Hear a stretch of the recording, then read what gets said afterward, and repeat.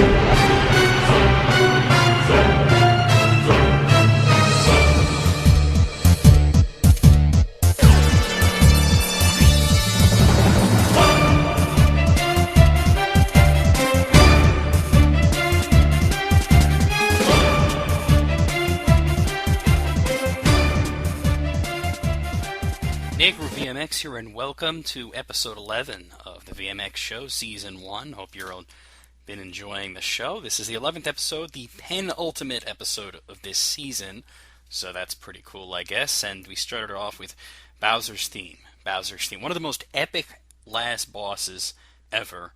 Bowser from one of the most epic games ever, Super Mario Galaxy, with one of the most epic last boss themes ever. I mean, if I was ever to do something like a top 10 best epic last bosses, that would be right up there with like your one-winged angel, that's up there. I'll play a little bit more Super Mario Galaxy music later on. Of course, we're celebrating today, being Sunday, May 23rd, the release of Super Mario Galaxy 3 in the United States, and interestingly enough, we're getting it a few days before Japanese gamers. They won't get it until Thursday, which is I think the 27th. And poor European gamers not getting it till next month, and then in July is when it'll finally hit Australia, so I really feel bad for the people in Australia. I don't understand why it takes so long to get down there. I mean, I don't know, I think that's a PAL region. I would think it would be pretty much the same as the European release. But, wow, Mario Galaxy 2 from Nintendo coming out in America before it comes out in Japan. That's amazing. And I wanted to start off with the news. I got a lot coming up. I got questions and comments from you guys. Rosher JT from YouTube stopped by last week to do an interview. We'll have that on the show.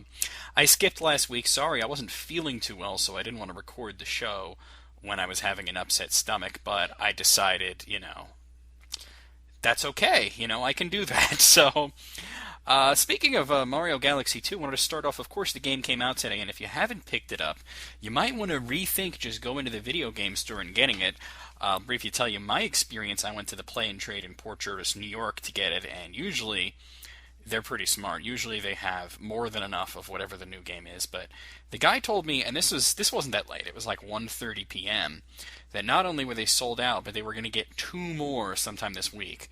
So I'm like, vaguely sometime this week they're going to get two copies of the game. I thought that was kind of a joke. I thought, man, is this going to be one of those things where it's impossible to find and I have to order off of Amazon? I wound up going to Walmart. They had like 40 copies in a special kiosk devoted just to selling the game. And Walmart is usually my last choice because they usually are like, what? What are you talking about? So that was kind of interesting, but you may want to rethink it because, and I mentioned this for Super Street Fighter 4 when that was coming out, there are a couple of promotions and special gift cards and whatnot, so I'll go over that really quick. At Best Buy, if you buy Super Mario Galaxy 2 and a Wii Motion Plus remote, you'll get a $20 gift card. Of course, only good at Best Buy, but if you have a Best Buy, that might be pretty cool. If you have a Toys R Us near you, you're in luck. It's an offer that's only good today and only for rewards members, so that kind of sucks. But you can get a $10 gift card for purchasing Mario Galaxy 2, and you can also save $15 on the game guide when you buy it, though we have the internet. I don't understand why. I guess the game guides come out. They're kind of cool to look at, nice pictures and shit. But we have the internet. We don't really need that. There's probably some more, but that's all I have for now. Best Buy and Toys R Us. When Super Street Fighter 4 was coming out, there was Walmart was doing things, Target was doing things. So I don't know. This seems like a more common thing. Of course, GameStop is always doing things like free downloadable content available only through GameStop pre-orders and whatnot. I try to avoid GameStop for new games whenever I can, though. So let's see what else is in the news. Now, this is interesting. A site called Swanton Master. I never heard of it, but a site called Swanton Master did a list of the top 5 most anticipated games of 2010, of course talking about games that haven't come out yet. And it's interesting, it seems to be, I don't know if they're specifically a PlayStation 3 site, but looks like all PlayStation 3 games. They have Call of Duty Black Ops, Assassin's Creed Brotherhood, The Last Guardian, which is the latest from Project Eco, Metal Gear Solid Rising, and Little Big Planet 2. So, I don't know. I mean, I don't know if they're just really into the PlayStation 3. I mean, I guess there are some games that don't yet have a release date, like Castlevania Lords of Shadow, which I'll mention later in the interview. Speaking of release date, though, this is a good news. Dragon Quest IX has an official release date of July 11th. In the United States. European gamers will get it on July 23rd. It's actually being published by Nintendo, not Square Enix, so that's really interesting. And I'm right now looking at the official box art for the game, which looks very reminiscent of the remakes of Dragon Quest 4 and 5 that we've seen. Hopefully we'll be getting Dragon Quest 6 remake soon. That one seems to be a little more delayed than I thought it was going to be. 4 and 5 came out almost back to back, and then we're getting 9 before 6. Dragon Quest 9, Sentinels of the Starry Skies, which is an interesting title. In Japan, it's called, I think it's called Defenders of the Starry Skies, but they wanted to go with the alliteration, like Chapters of the Chosen and Hand of the Heavenly Bride. Sentinels of the Starry Skies. Makes sense. So, July 23rd in Europe, July 11th in the United States, the new Dragon Quest game on the Nintendo DS. Speaking of portable RPGs, here's another one that's been confirmed. Phantasy Star Portable 2 has been confirmed for PlayStation Portable. Don't have a release date, but basically it's going to be coming to North America and Europe this year. That could mean anything. It's, they don't even have a rating yet. It's rating pending, but we'll see what happens, We'll see what happens. I mentioned Super Street Fighter 4 before. Been talking about that game a lot, actually. It's getting patched. The tournament mode download content is going to come out on June 15th, and it's going to see some gameplay fixes on that date. So here's a couple of the things that are going to be changed. Fei Long's infinite combo against Jury is going to be fixed. When you unleash an ultra combo and time freezes, your guard input cancels out, making ultra combos zero risk for some characters. The effects of Sagat's angry charge move does not reflect on his EX Tiger uppercut in some circumstances. Counter damage against Bison's Ultra Combo 2 Psycho Punisher move is too low. Guy's throw glitch, when Ibuki attacks a ducking Chun-Li, the second hit of the attack does not register. That's being fixed. And when Ibuki rises from the ground, in certain instances, she retains her invincibility for a long time. Of course, in Street Fighter language, a long time could mean 4 or 5 frames. So if you're into playing, especially online or competitively, and these are issues that you might have run into using those particular characters, they will be fixed June 15th with a downloadable patch. So that's pretty cool. Here's an interesting thing about Project Natal. It looks like I talked about this briefly on a previous episode, Project Natal. It looks like it's going to do pretty good. There was a study that screened 1,500 people weighted towards ages 14 to 34 who play video games for more than 1 hour a week and are Xbox 360 owners. 56% of them said they were likely to purchase the peripheral Project Natal, with 18% saying they are extremely likely. So that's interesting. Don't know quite when that's coming out, but yeah. The study also noted first-person shooters ranked the highest in the kind of games that people wanted to use Project Natal for. Personally, I can't see standing there pretending to hold a gun like an asshole. People also want to see fighting games, action-adventure games, RPGs, and racing games the most. And to follow that, music games. I can see that. Action and extreme sports games. Pretty much everything's in there. But one thing that fitness and strategy did not make the list, but there you have it. Project Natal looks like it might be something to keep an eye out for. It's interesting. This is another really funny thing that I found. This list of video game lies, things that people have said that have been lies in the past. So here's some quotes that I thought were, interesting. Shinji Mikami from Capcom once said that he will kill himself if Resident Evil 4 comes out on another platform. Of course, that was originally a GameCube exclusive and has since been released on PC. It has been released on PlayStation 2, and it has been released on the Wii. So we're all glad to still have Shinji Mikami, but it's a kind of a stupid thing to say, Peter Moore said that on next-gen gaming will have gameplay so compelling that it will feel like living a lucid dream. I don't know about that. That's pretty amazing. These people put their foot in their mouth so often.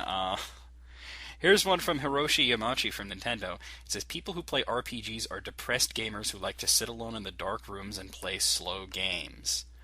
Nintendo says some weird shit. Like I say, hey, I think that was probably during the Nintendo 64 era. I was like, hey, we noticed there's not many RPGs on the N64, so they're like, oh, well, RPGs suck. The people who play them are losers. And I'm just like, it's ridiculous. Like, with the online gaming, like, hey, how come you guys haven't embraced online gaming? And they're like, we found that gamers don't want to play online. So that's a typical Nintendo foot in the mouth thing there. Peter Moore, talking from Microsoft about the Xbox 360's failure rate, he says, things break. Wow, what an asshole. What an asshole. Satoru Iwata from Nintendo said, customers don't want online games. I just mentioned that. That's amazing. That's amazing.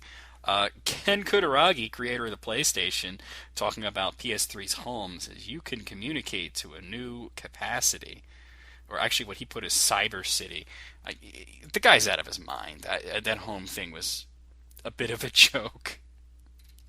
What else do we got? Oh, here's one from David Reeves, from Sony, talking about the PS3's launch. He says the first 5 million are going to buy a PS3, whatever it is, even if it didn't have games. I guess that's been proven wrong. Of course, PlayStation 3 is a strong seller now, not so much at the launch. Cliff Blazinski, talking about Gears of War, we only use violence if we think it serves a gameplay purpose. Well, I guess in Gears of War it does. I don't know. But, I thought it was pretty funny. Pretty funny. Here's some bad news for Sonic fans, at least. For Sonic fans that have been looking forward to Sonic the Hedgehog 4, it's been delayed. Sega's announced it will release the title in the later half of 2010. Latter half, rather. They don't have a specific timetable for a new release. It did previously have a release date. Now it does not have a release date, just TBA 2010. The title was expected to arrive in the coming summer for Xbox Live Arcade, Sony PlayStation Network, and WiiWare, but no, it's not going to happen. So here's a quote from Sega talking about it. The additional time will allow the development team to focus on keeping the game high quality, continue tuning and balancing levels and interface, and overall maintaining the kind of polish that an important game like this demands, ultimately providing fans with an unrivaled classic Sonic feel. To this I say, they should not have had a release date if they weren't ready. But that's me. Maybe that's just me. I don't know. Maybe I'm out of my mind. Anyway, let's get to some questions and comments from you guys. Here's one from frequent contributor FoxFang96 is back. As a follow-up to the last question about what was the worst movie you saw, I'm going to ask what is the best movie you've seen. Now that's interesting because there's an important distinction between, for a lot of people, there's an important distinction between best movie you've ever seen and favorite movie. In my case, it actually, I think it's the same. I think that American Beauty was the best movie I've ever seen. Also happens to be my favorite movie. So there you have it. That's an easy one. Next. Real easy. Here's another comment about the whole thing about the worst movies I've ever seen. I think I mentioned Species 2, and Roy Story has a response dealing with that. He says, first off, I'll admit it, I was actually at the auditions for Species 3, but got turned away because I wasn't 18. Well, there's nothing wrong with that. I mean, it's getting your face out there. That's getting work. He says, second question for the next show, what game or games have you liked that didn't receive good reviews or reception? Oh, I really should have given this more thought. I don't know. I mean, I think a lot of the games that I could mention actually did receive good reviews and good reception, but you hear a lot of people complaining about them games like Zelda 2 or Simon's Quest. And I think AVGN had a lot to do with the Simon's Quest thing. People think that, oh yeah, everyone complains about Simon's Quest, but I really liked it. And I'm like, actually nobody complained about it. Back in the day, we all loved that game. Even he has admitted that he actually likes it. So I don't know. I really couldn't answer. I'll have to come back to you on that, Roy Story. I mean, most of the games I like, I don't really care what other people think about them. So I don't really keep up with reviews as often as possible. Here's a response for He Threw Up Everywhere. Of course, he was talking about the skating stuff. So I'm just reading through this. I don't know how I'm going to get through this without laughing because this guy's actually pretty funny. Pretty funny guy. And he has quite a long thing here. So let's see what he says. Hey, Necro, thanks for answering my question on the show. I thought it was funny that when you said you went to go look on my profile that Tim and Eric, awesome show, great job video, started playing automatically. Do you want an energy drink or do you want Turbo Fuel Maximum Energy Soda? Suck, swallow, release. I would think you might know what that was, since I believe I've heard you make at least one Aqua Teen reference, though I'm not sure. Yeah, I'm an Aqua Teen fan. I haven't been keeping up with it as much lately. I've been waiting for the next DVD volume. I personally found that particular episode funny, and I thought you might, since it really knocks MTV and the extreme sickness of skating bro. The way he spells it is great, too. Anyways, no, I'm not pissed off about your answer to my question. It was what I half expected, and I actually partly agree with you. I don't think skateboarding should be considered a sport. It really shouldn't be competitive, since the action itself isn't competitive in nature. You're right, it's a hobby, and hobbies are about doing something you really like with your friends or by yourself.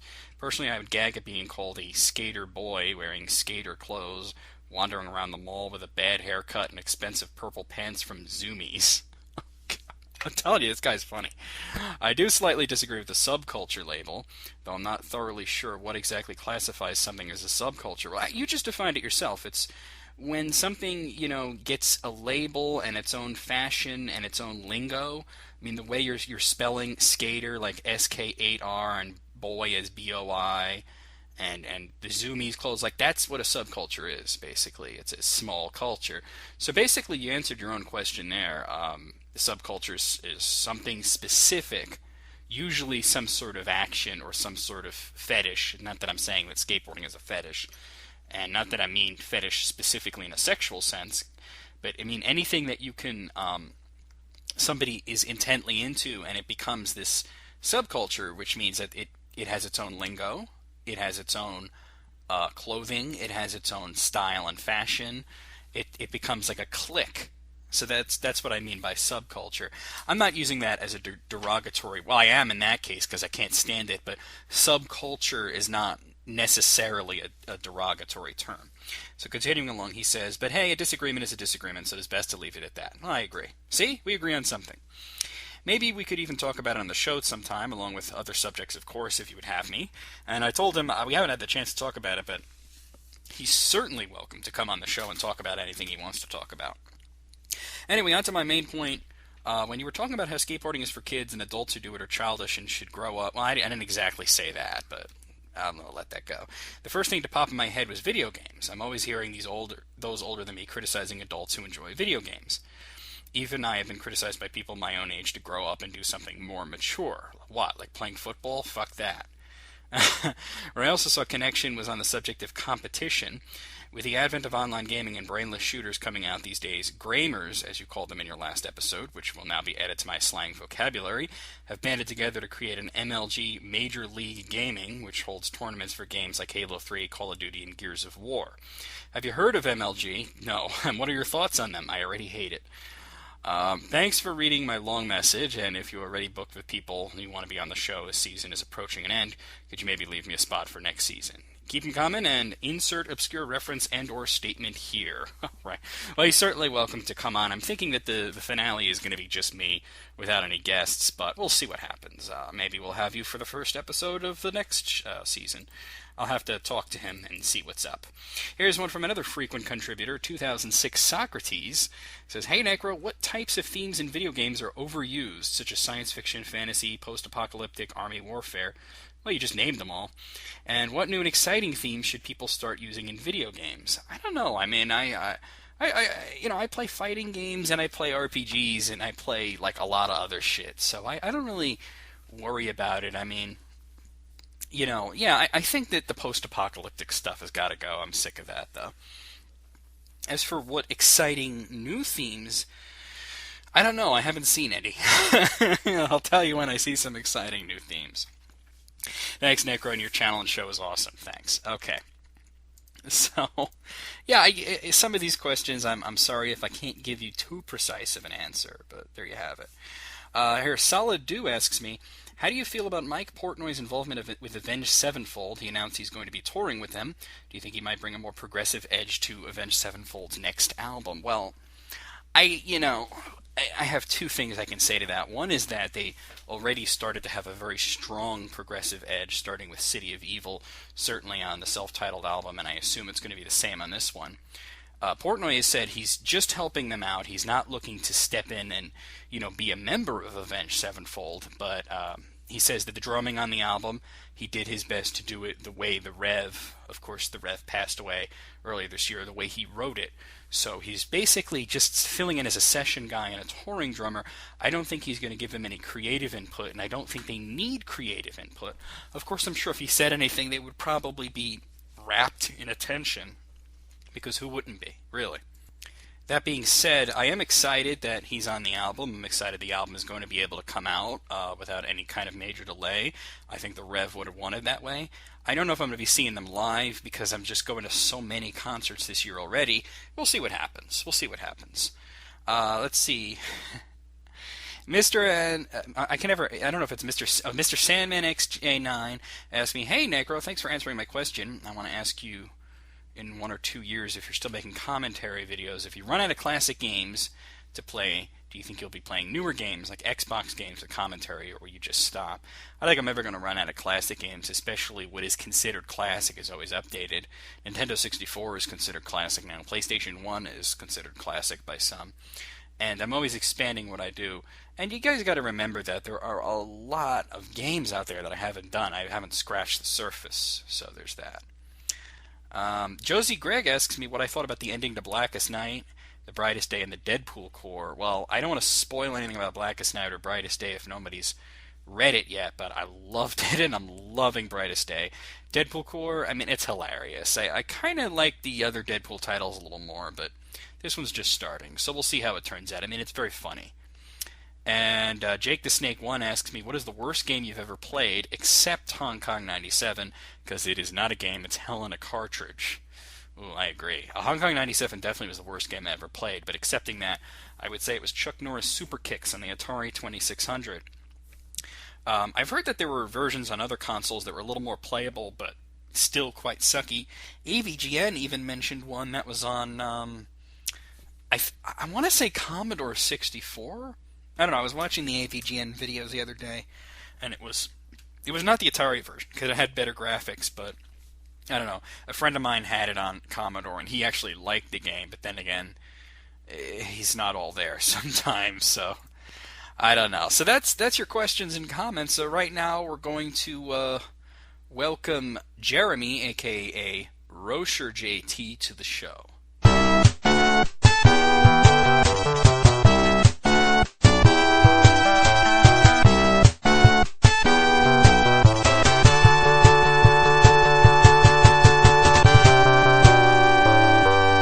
Welcome Jeremy to the show, known as Rocher JT on YouTube. How you doing, Jeremy? Doing good. How about you, Necro? Doing great, doing great. Tell me a little bit about yourself. How'd you come to be on this show? Well, I've been a subscriber of yours since, I think it was your 700 shout-out video. I'm old school, man. Been here for a while.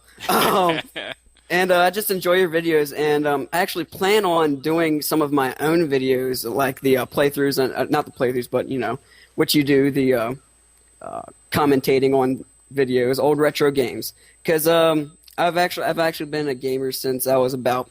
First game I played was a Sega Master System when I was 4 years old, and I played Double Dragon. That was my first game that I played.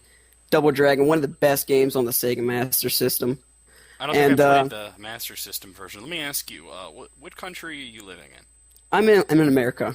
Oh, so you were something of a dying breed. You had the Sega Master System, not a very popular system here. No, actually, it was at my grandparents' house, and that's the one highlight I had. It was either that or play pinball, and I played the Sega Master System. So the reason I asked you because I know that particular console had a lot of success in Europe and Australia.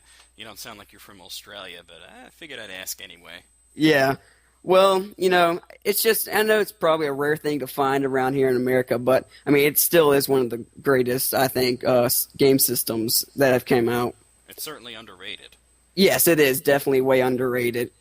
And you told me that what you wanted to talk about was you wanted to talk about your top 5 favorite systems and your favorite game for each of those systems. Now, have you put a lot of thought into this, or is this just something you came up with? Well, I mean, I basically know, like, for about 3 of them, I know my favorite games on them, but it's, the ones I play the most. But I said 5 just, to make, so I could have more to talk about. So I gave it some thought, yesterday and today after I told you, I asked you if I could be on the show. And, I think I'm satisfied with my... what do you want to call it? What I came up with. My list. There you go. Thank you. Yeah, my list. Which I have it sitting right in front of me, the notepad. I had to quickly write it down so I didn't bobble everywhere. Now, I don't know if you ever had been to my blog back when I was actually updating it, but I actually did a top 10 consoles list there. I did like the top 10 greatest consoles ever. Yeah. And I don't know if you saw that, but I'm going to hold off on saying anything about that for now because I want to see if my top 5 or so are similar to yours.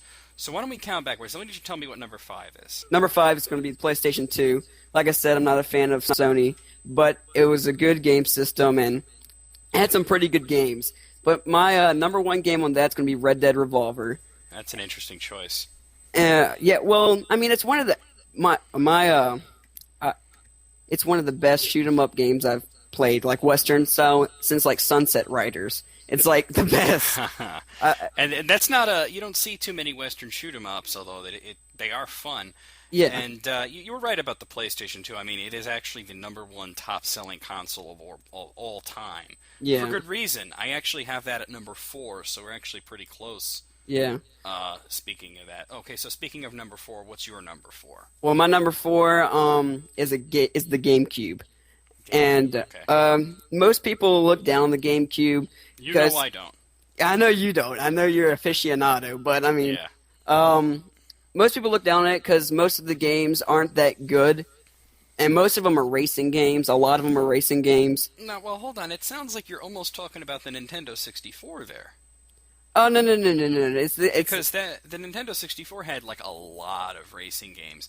The GameCube, like what you say about most of the games not being very good, I kind of say that you could say that for any system because it's the yeah. 90% of everything is crap rule. Hmm. But actually, why I like the GameCube is I think it had a high percentage of great games. So I don't Well, know. Like I have like something like almost 200 GameCube games. Not all that many of them are racing games. maybe I just had shitty friends that just gave me because every game I Uh, have is a racing game almost for it, wow. and then I have the Super Smash Bros. Melee, which is almost the greatest game I've ever played in my life. Super Smash Bros. Melee is a great game, Is especially if that you your have pick? friends over, and Oh it's a yeah. great game. And is that your pick for number one on the GameCube? Actually, no, it's not. Surprisingly, Okay, so what my is? my number one is Spider-Man 2.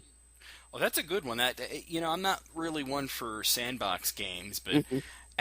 but I am one for superhero games when they're done right. And that was the first game I ever played that actually gave you the feeling of actually like being a superhero. Not Yeah. that you're progressing through levels and fighting a villain, but that you're going around and doing stupid shit like saving people. Yeah, and what I didn't like about the first Spider-Man on the GameCube is when you were swinging around and you fell, you couldn't land on the ground. Well, that also goes back to because Activision made the Spider-Man games, and the one that you called the first one was actually like the third one because they had two on PlayStation before that, PlayStation, right? Yeah, yeah, and yeah, they there was very limitations to what they could do on PlayStation, and I think that's where that came from. Yeah, you couldn't land on the ground, you couldn't walk around, and also when you were swinging, your webs were attached to nothing. to nothing. It was the Yeah, bare air. I mean, it was like, it was just, physics. The thing with physics, it's just, that's a good choice. It's not my top pick for GameCube, but it's a good choice. I actually have the GameCube on my list at number 7, so far we're 2 for 2. yeah. Well, the reason I picked Spider-Man 2 is for one, yeah, it's just the combos, they're pretty simple, and it's altogether a smooth game, It's not on the it's not as much high on the difficulty as I'd like it to be. I'd like it to be a little bit more challenging. But I mean, it was a little bit too easy for me. But I mean, I got by that because I just like the interaction. You could run around the streets and do random, quest or whatever you want to call it. Yeah, little, yeah. little things. You had to. Yeah, I mean, you had Yeah, to you had to complete get the the hero game. points. Yeah, And what you said about the controls and everything is interesting because that was a game where it could be complicated, but it was only as complicated as you wanted it to be. exactly. Okay, so let's see. Number 3, All right, it's going to be the Game Boy, Game and Boy. and the game on that is actually what you're doing, Zelda's Link's Awakening. Ah, well, that's appropriate to talk about. And tell me why you picked the Game Boy for number 3. Because I mean, the simplicity for one. It's A, B, left, right, up, down. I mean, it's not all this Yeah. jazz combo crap that you have to do nowadays. And I mean, it's just the simplicity of the game. And plus, games back then on the Game Boy, they were hard. Like Mega Man, it was like a hard game, but it was simple. Like the controls are simple: jump, shoot, and it was pretty straightforward on what you had to do. You had to get through the level and kill the boss. And you had levels and stages and different stuff like that, and it's just the simplicity of it is just, today it's eye candy, what people want to see, not really the gameplay.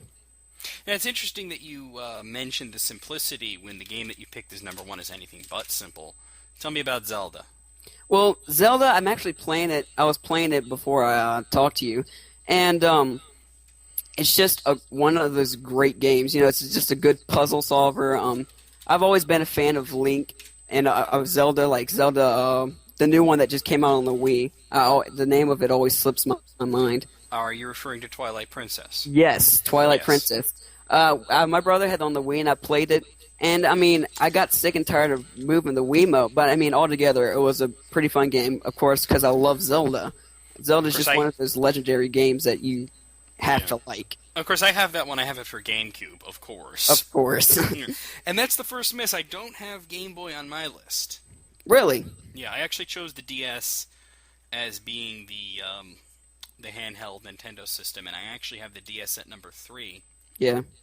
And I said something along the lines of, I mean, it's great because, obviously you got the 2 screens, There's the old school presentation. It looks like a Game and Watch. Yeah, It's yeah. very simple to use. You get the touch screen, the microphone, Hmm. and then it plays Game Boy Advance games. And I said something like, if it played original Game Boy and Game Boy Color games, I might have somehow found a way to graft it onto my body. Yeah.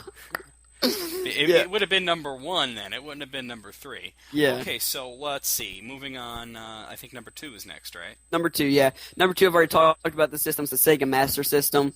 It's just a game system that I grew up with, playing all the time when I went to my grandparents. So you have the nostalgic reason there. Yes, yeah. Yeah. And the game on it is going to be the first game I ever played, which is Double Dragon. Double Dragon.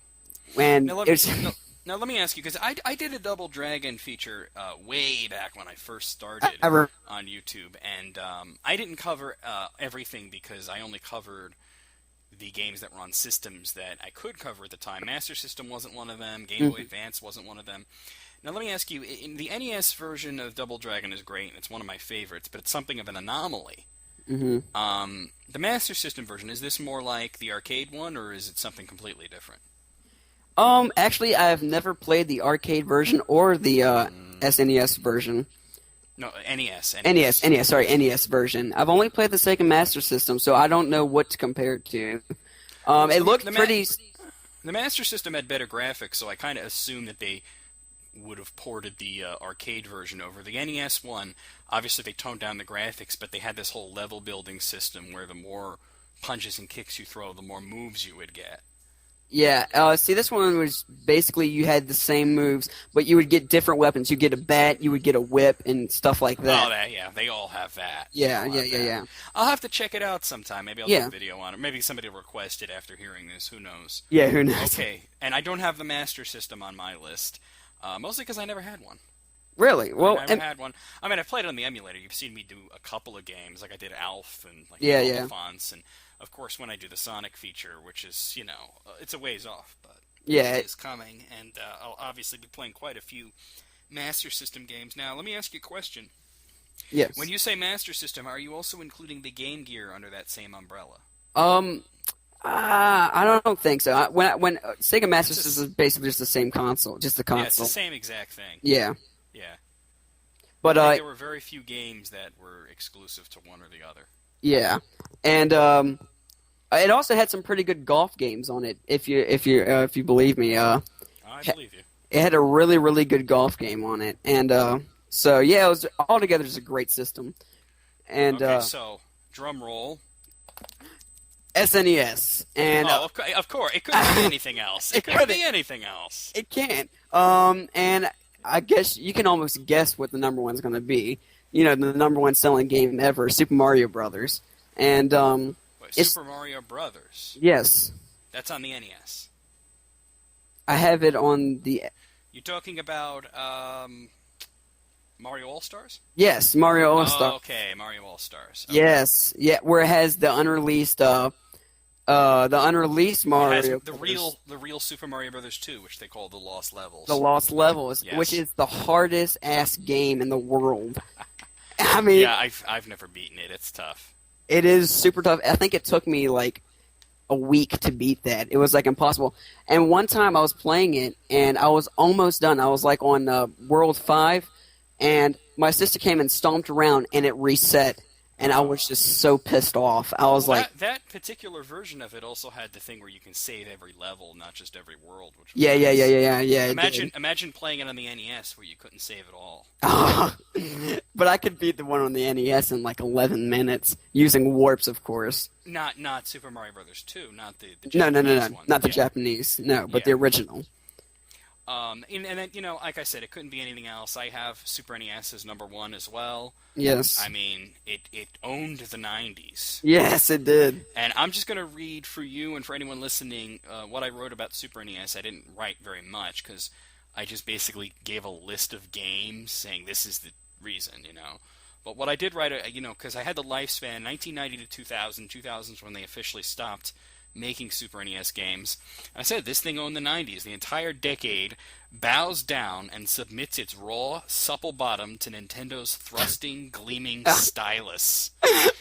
The Super NES put it right in the name. It's fucking super. So super that if you thought for a second that anything else could occupy the top spot, then I would suggest a series of tests, physical to rule out anything like a malignant tumor, and then a long, hard, penetrating battery of psychological tests.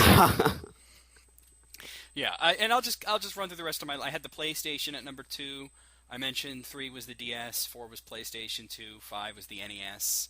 I had the Wii at number 6, 7's the GameCube, the 8 is the Genesis, 9 is the Xbox 360, and at 10 I had the Atari 2600. Yeah. Well, that So, sounds like a pretty good list. A mixture of old school, new school. I love every single console on there. Yeah. So, yeah. All right, that was interesting. And now you only gave me one game for each system. Are there any other favorite games out there you want to talk about? Well, let's see. For the Game Boy, I really liked the Castlevania Adventures.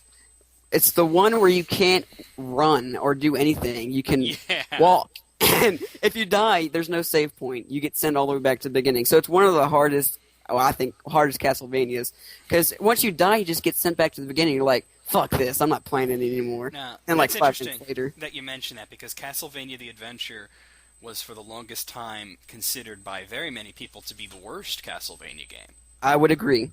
And have you played the remake? I have not. It's wonderful. Is it? It's wonderful. Do you have the Wii? Yes, I do. Well, go download it. I will. Yeah, you have to try it. I mean, it's not nearly as punishingly difficult, but it's very old school. It's 6 levels. You whip in 2 directions.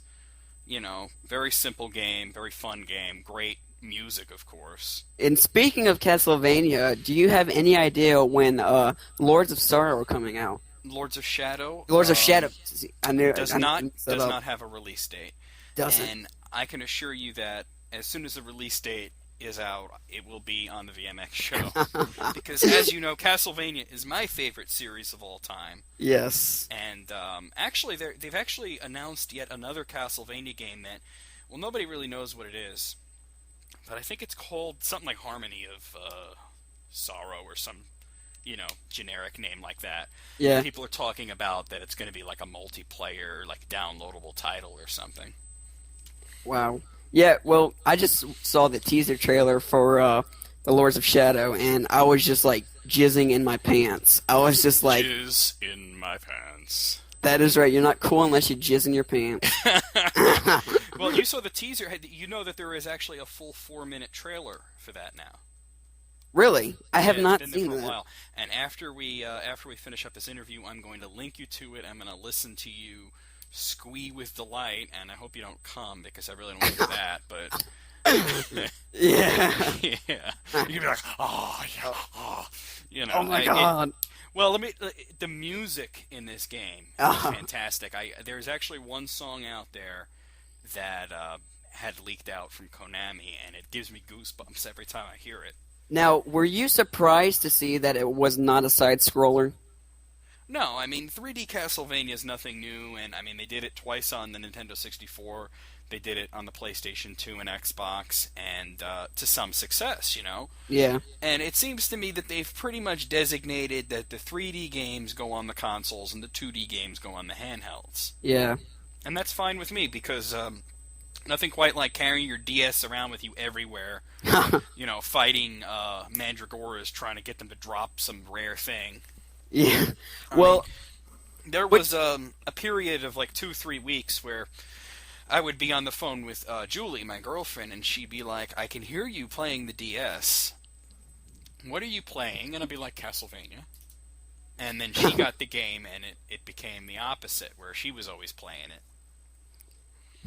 So, that was Order of Ecclesia, by the way. There were 2 other Castlevania games on that system. Well, which one would you prefer? Would you rather play Aria of Sorrow or one of the 3-dimensional ones?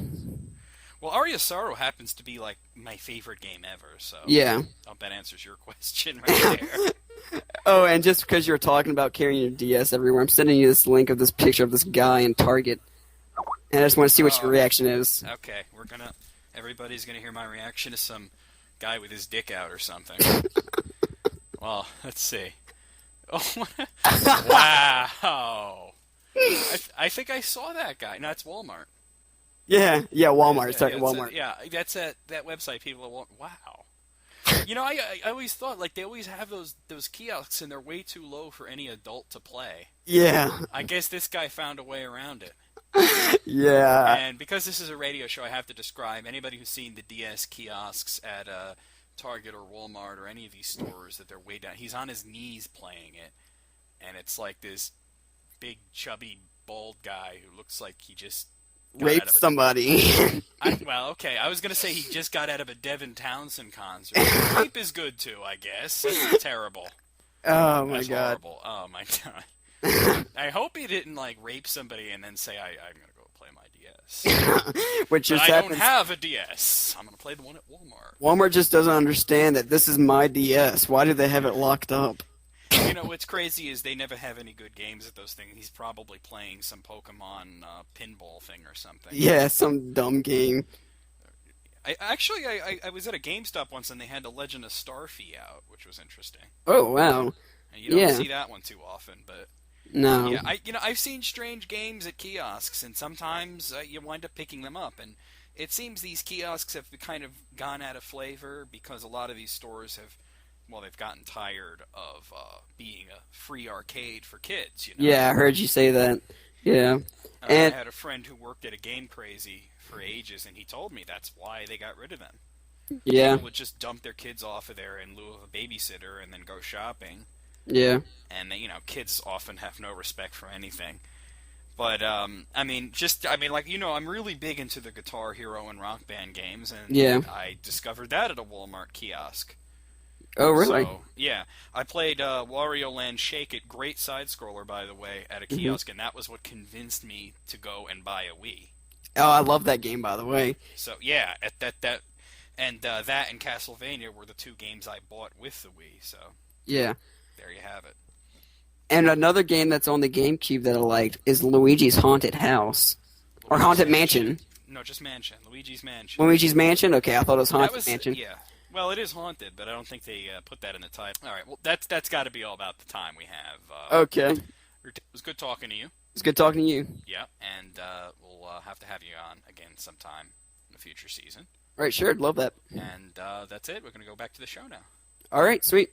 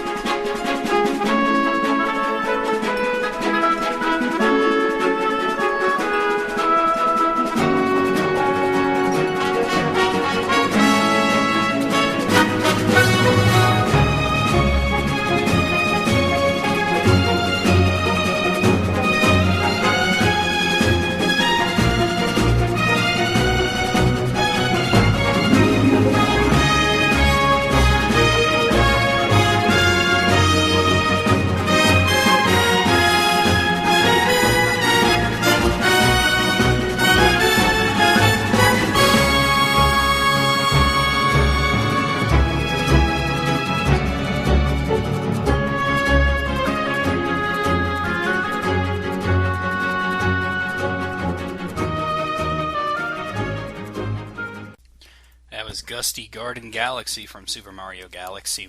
Probably one of the most iconic and well-known Mario Galaxy songs. Definitely a classic.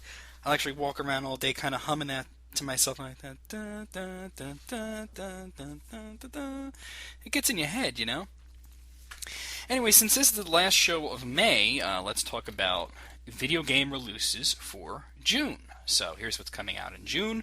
Now keep in mind, I'm going to give the disclaimer that I always give. These dates are scheduled, they are subject to change. Just like I said, I had already mentioned Sonic the Hedgehog 4 at one point, and that got delayed. So you never know what's going to happen. These dates are subject to change, and also keep in mind this is not every single video game coming out in June. I've tried my best to compile as many release dates as I can, but you never know. Might miss one or two here and there. So here's what's coming out in June that I know of. June 1st is a big day because we got 3 games coming out on multiple systems. Backbreaker will be hitting Xbox 360 and the PlayStation 3. The Sims 3 Ambitions will be hitting Windows and the PlayStation Network. And Alpha Protocol will be hitting Windows, Xbox 360, and PlayStation 3. So especially if you're a PlayStation 3 owner, that can be a pretty big day. June 4th is the release of Ruse on, or RUSE, Ruse on Windows, Xbox 360, and PlayStation 3. June 6th, we'll see the release of WWE Online for Windows. That's amazing. Maybe it'll keep those people off of my channel and they'll be playing WWE Online. June 8th is another big day. 4 games coming out. Prince of Persia: The Forgotten Sands will be hitting Windows. Naughty Bear will be hitting Xbox 360 and PlayStation 3. Green Day Rock Band will be hitting Xbox 360, PlayStation 3, and the Wii. And Metal Gear Solid Peace Walker will be released on the PlayStation Portable. That one got excellent reviews in Japan, including a 40 from Famitsu. I am not a Metal Gear fan, but a lot of people are, so I think that that would be an interesting one coming out that day. I'll be definitely picking up Green Day Rock Band because I'm something of a Guitar Hero and Rock Band nut. So I'll be picking that up. And that is a software only. There are no special bundles like with the Beatles Rock Band. So if you're new to Rock Band and you wanted to get into it, that may not be the game to pick up because it's only the game. You'd have to buy the accessories separately. So just pointing that out. June 15th, we have Toy Story 3, the video game, and that's coming out for a load of systems: PlayStation 3, Xbox 360, Wii, PlayStation Portable, the DS, and Windows. Ark Rise Fantasia is coming out on the 22nd for the Wii. Also on the 22nd, Transformers War for Cybertron will hit numerous systems: Windows, Xbox 360, PlayStation 3, the Wii, and the DS. No PSP release for that. Maybe it'll come out later. Who knows? On the 27th, Sin and Punishment Star Successor is hitting the Wii, and that's an interesting one. That is a very interesting one because Sin and Punishment is traditionally this series that didn't always necessarily come out in America, so that's good that they're actually doing a Sin and Punishment that's coming out here. I think the last one, I think the GameCube one came out here, but I'm not sure actually. I know the Nintendo 64 one didn't come out here, but you can get it on Virtual Console for $12, so that's interesting. And finally, on June 29th, we have a bunch of games. Lego Harry Potter Years 1 through 4 is hitting every system that there is: Windows, PlayStation 2, PlayStation 3, the Wii, the PSP, the Xbox 360, and the DS. 99 Nights 2 is hitting the Xbox 360, APB is hitting Windows, and Singularity will be released for Windows, Xbox 360, and PlayStation 3. So it looks like an exciting month. I'll be picking up Green Day Rock Band, that's for sure. The rest of it, not a big deal. I mean, you know, it's interesting because there's almost for every month there's something to pick up for me. I think I've picked up one video game every month. Just looking at this, I mean, in January I picked up Tatsunoko vs. Capcom Ultimate All-Stars for the Wii. What did I get in February? In February, Dante's Inferno, I bought that in February. So there's that. And then in March, I bought Final Fantasy 13. So that was that. In April, that was Super Street Fighter 4. In May, I just picked up Super Mario Galaxy 2. And in June, I'll be picking up Green Day Rock Band.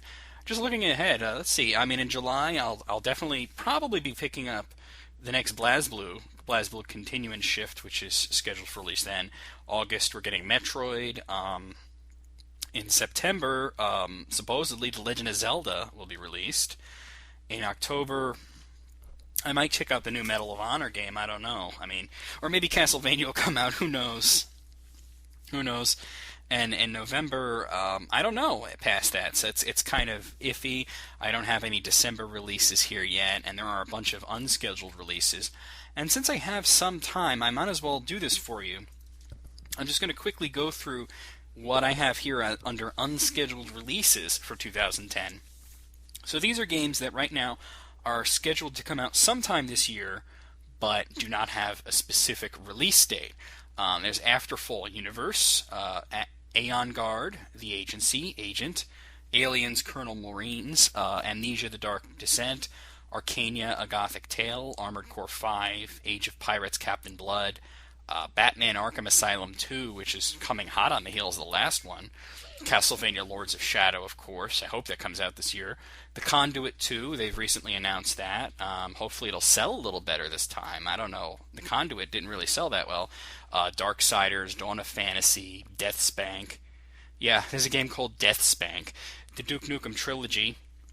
And that's referring not to like re-releases of the first three games, but like a new trilogy of, I think, like new side-scrolling games that's coming out for like, I think PSP and DS.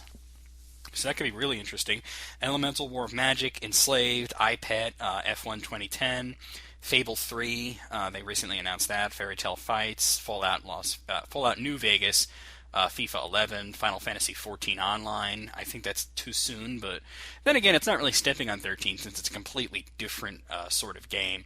The new Front Mission, which is called Front Mission Involved, Golden Sun DS. I can't stand that series, but there you have it.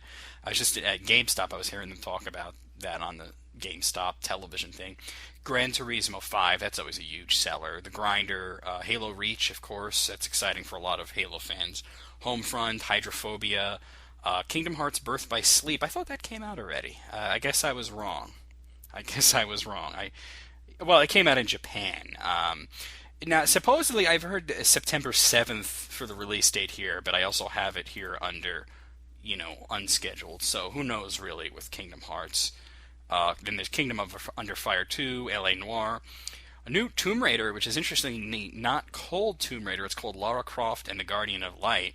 So they're not only edging away from the old Tomb Raider branding, but they're also further embracing the similarities between Tomb Raider and Indiana Jones. I mean, look at the name, Lara Croft and the Guardian of Light.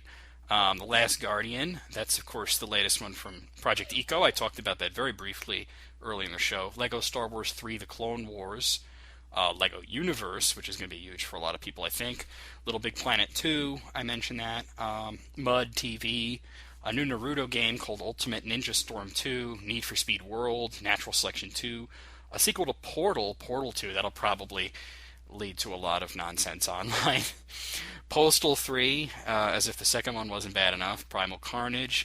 Pokemon Black and White, which is the next iteration of the Pokemon games. Quantum Theory. Rock Band 3, which I'm excited about. Rock of the Dead. Now, that's another, like, of course we're all familiar with,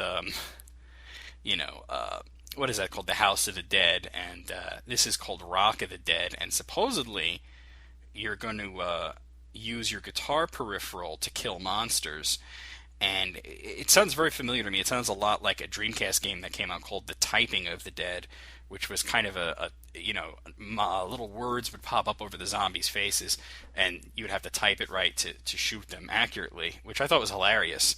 And it is basically a re-release of The House of the Dead 2, and with keyboards. So that was kind of a cult hit for the Dreamcast. So Rock of the Dead sounds like a really good idea, though. Sonic the Hedgehog 4 Episode 1, unfortunately, like I said, it did have a release date, now it does not. The new iteration of Splatterhouse, Tecmo Bowl Kickoff, a new iteration of Tecmo Bowl, which could be very exciting. Lord of the Rings Aragorn's Quest, a game called They, Under Siege, Victoria 2, World of Tanks, and World of Warcraft Cataclysm. So there's a bunch of games coming out this year, supposedly. Some of them will probably be delayed till 2011. But a bunch of games coming out this year that don't actually have release dates yet. So that's interesting. And just because I have a little bit more time in the show, let me briefly outline some games that are scheduled tentatively to for release next year. So this could be a look into some of what we might be seeing in 2011. Not that many games announced, but this is what is being worked on. Airline Tycoon 2. See, I have Batman on this list. Batman Arkham Asylum's on the list because nobody really knows when it's coming out. Battlefield 3, Captain America, which will probably tie into the movie Captain America, the first Avenger, which is coming out. Cypher Complex, Civilization 5, Crisis 2, Dead Space 2, Diablo 3, Doom 4, Driver, 8 Days, Final Fantasy Versus 13, Half-Life 2 Episode 3, Incarnate, I'm Alive. LA Noire is another one. I mentioned it before, but we really don't know when it's coming out. Metal Gear Solid Rising, 99 Nights 2 is another iffy one. Prey 2, Return of American McGee's Alice, which could be kind of exciting. Salvation, Spec Ops The Line, StarCraft 2, Star Wars The Old Republic, Tactical Intervention, The Outsider, The Secret World, The Getaway, The Mighty Thor, which once again might be in line with the movie, Trackmania 2, and War Devil Unleash the Beast Within. So just kind of a sneak peek. Anyway, that's going to be the show. Next week is the finale. We'll try to do something cool for you guys. VMX out.